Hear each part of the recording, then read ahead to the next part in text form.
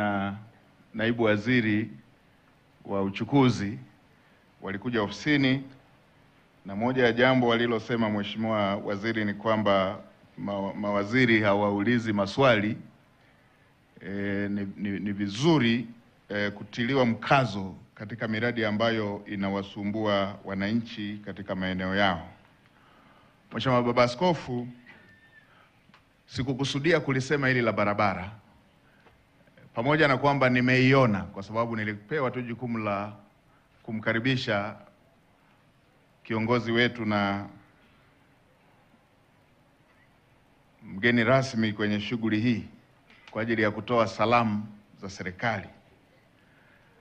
Lakini nimeiona barabara yenyewe hii ya kuanzia Kitai kuja Rwanda kwenda mpaka Ndumbi, lakini na ile ya kutoka Kitai kwenda mpaka Lituhi.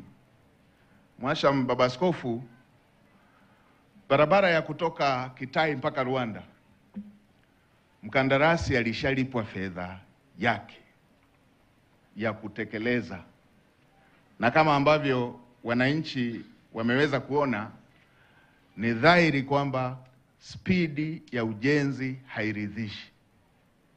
Sasa nikutake mkuu wa mkoa, mwite mkandarasi huyu mara baada ya shughuli hii kuisha, mwambie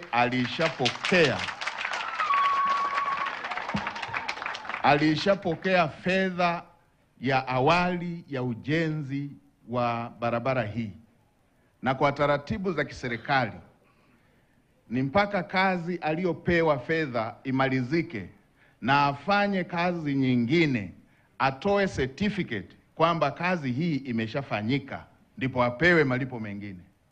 Kwa kuwa ameshapokea fedha ya awali, kumekuwepo utaratibu wa wakandarasi kupokea fedha na kutumia kwenye shughuli zingine.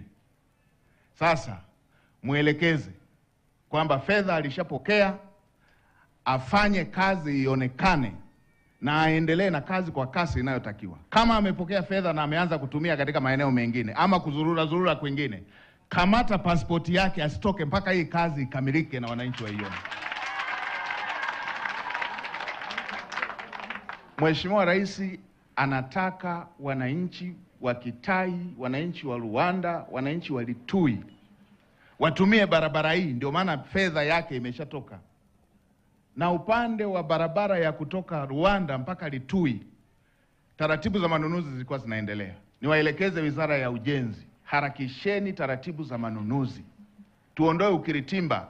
Hili ni eneo lenye potential kubwa ya kutuletea uchumi mkubwa na fedha nyingi zisishughulikie taratibu katika maeneo mengine. Sasa mkuu wa mkoa mwite, na namuelekeza pia waziri wa ujenzi atakuja aje aone hilo badiliko, na nitakapokuja ziara kwenye mkoa huu nije nione kazi iko tofauti na hii ambayo imeshafanyika.